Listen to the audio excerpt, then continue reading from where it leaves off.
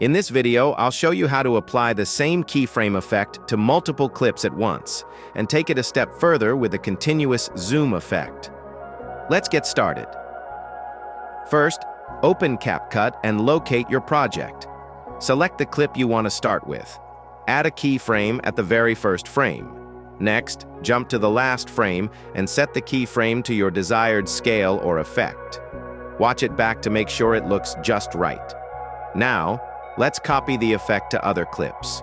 Right-click on the same clip and choose Copy Attributes.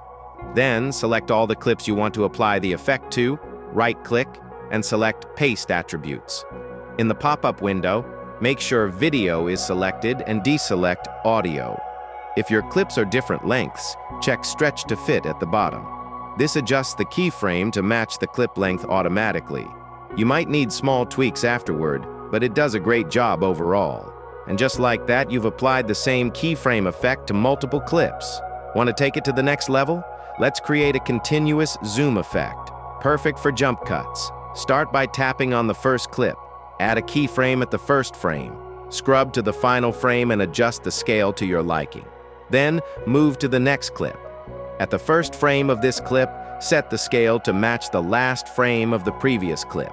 Repeat this for all your clips. This creates a smooth, seamless zoom effect across the entire scene. And that's how you master keyframe effects in CapCut. If you found this video helpful, don't forget to like, subscribe, and hit the notification bell for more tips. Got questions or ideas? Drop them in the comments below. Thanks for watching, and happy editing.